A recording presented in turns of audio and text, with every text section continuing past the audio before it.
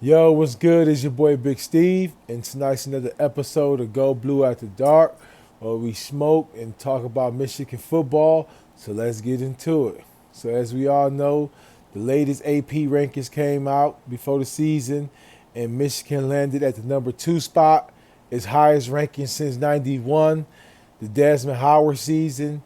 And it had me kind of thinking a little bit about some teams that I feel. Me personally, I always said this 2023 team was probably going to be Michigan's best team so far.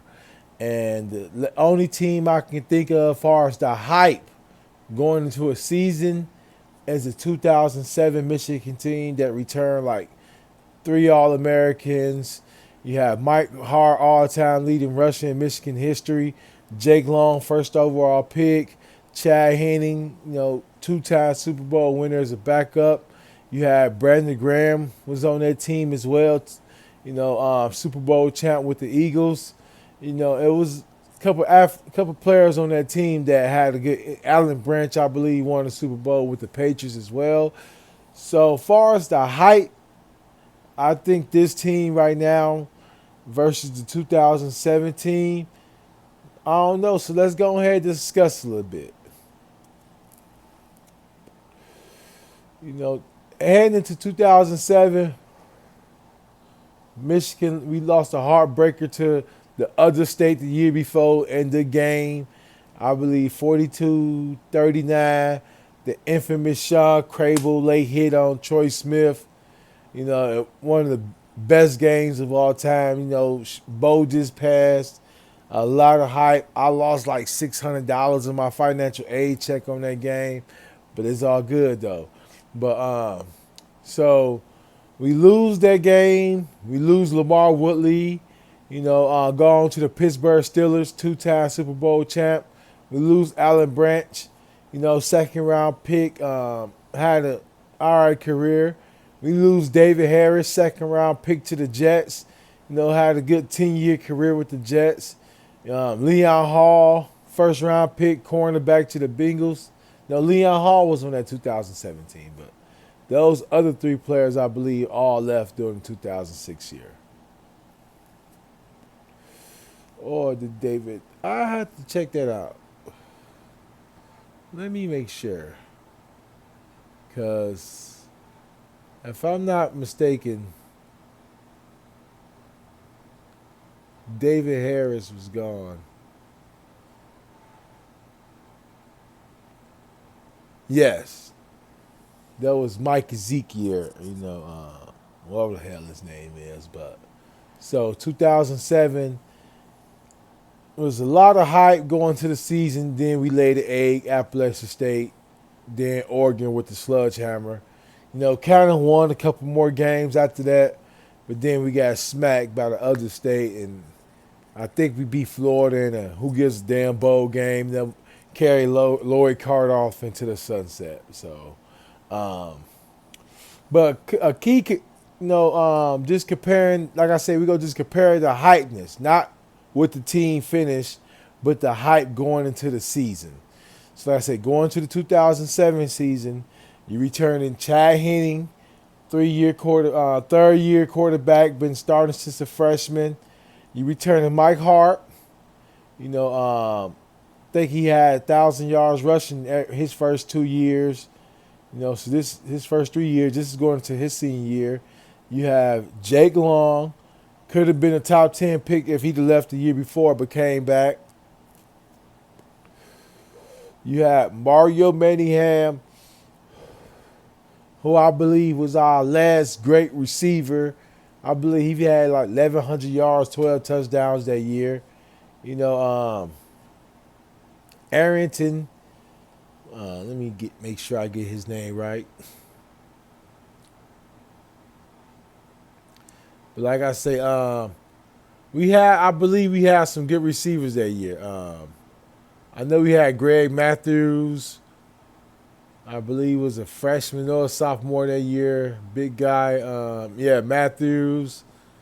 Um, Adrian Arrington finished with like 800 and some yards that year. And yeah, we lost Steve Braxton the year before as well. who went on to have an all right career. His best years with the Arizona Cardinals. So, you know, yes, like I say, corners. Leon Hall was that guy. I want to say Morgan Trent was the other corner. Um, that's the guy who I thought was going to be another guy of a Michigan corner, but he never panned out.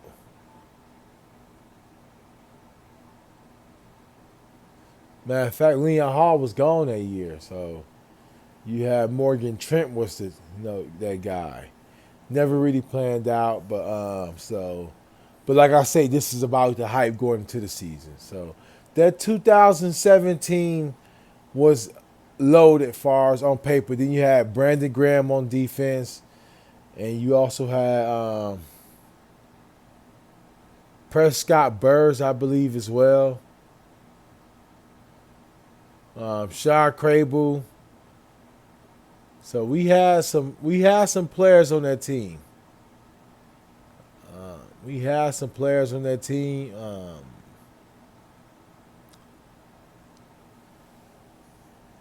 Tim Jamison, Adam Patterson, just to name a few.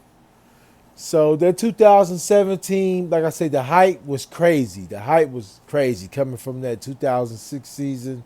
A lot of people felt like, well, the USC game was really a fluke that we lost in the bowl game because we really wanted to play in the national championship game. We felt, with the SEC is known for getting rematches, even when it was LSU Bama or Georgia Bama. They had a couple rematches, but I'm always hurt that we didn't get the running back against the other state that year because I think we'd have got them. But yeah, so you fast forward to the 2023 year. Quarterback, J.J. McCarty, second year as the quarterback, starting quarterback. Didn't enter last year as a starter, but took over week 2. Then you have running back. You had Donovan Edwards, Blake Corum, two of the best probably to ever come through the program. Tight end, Colston Loveland, young sophomore up and coming. The offensive line, I think Zach Zitner, him and Jake Long, I think me personally, Zach Zitner has been a more dominant player in his time at Michigan than Jake Long. But Jake Long was the first overall pick, so that's saying a lot. But Zach Zitner, you have Trevor Keegan, you have Cornelius Johnson, you have Roman Wilson. That's on offense. Then defense, you have Chris Jenkins, potential first round, but we don't know like I said, this is the hype going into the year. So Chris Jenkins, you have Mason Graham, sophomore, got a lot of playing time as a freshman. You have Jalen Harrell. Feel like he's been there forever, but he's been effective, but he's never got over that hump, but he's there. Then you have Braden McGregor entering the year. Then you have Drew Colston, that linebacker. Corners, Will Johnson. You have Makari Page at safety. You had Rob Moore safety. Then so these two teams, I feel quarterback, I'm going 2023. I think JJ just that guy.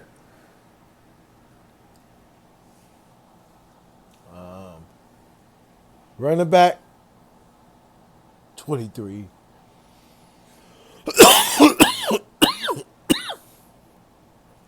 Self-explanatory. And I think the backup will eventually go first in the draft. Receivers, I'm going to go with the '07. I'm going with Super Mario. Adrian, I think, yes, I'm going with the receiving. Tight ends, 23. Offensive line. Ooh. I'm going to go with 23. You returning, 4 players that has won the Joe. They ain't have the award back in those days, because I'm pretty sure Michigan would have had probably about 1 or 2, awards. But I think it's a Joe Moore Award for the best offensive line unit in the nation. So, well, you got 4 players that won 2 of those, but like I say, that '07 team, Mike Hart as a freshman. So that line was, I'm going to go with the 23 line. So far as I think it's like 4-1. Um, Let me see. Receivers, we said going '07. Defensive line.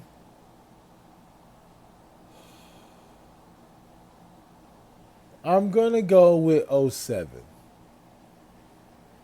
Because I think Brandon Graham ended up being the first round pick and still playing. And I think that 23 probably is deeper, but I don't think nobody's better than Brandon Graham on this defense. So I'm going to go with the '07 defense.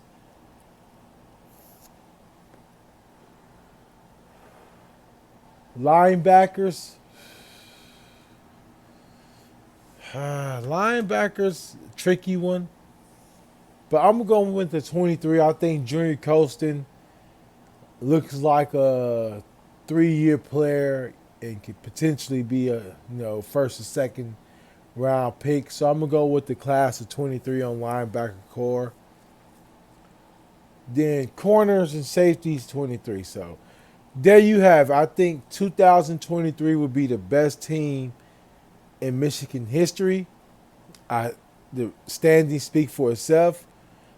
This the highest we've been ranked since '91. So last year was 13-0. So there you have it. I think 2023 would be the best Michigan team of all time. But I'm gonna knock on wood, because just like the 2017,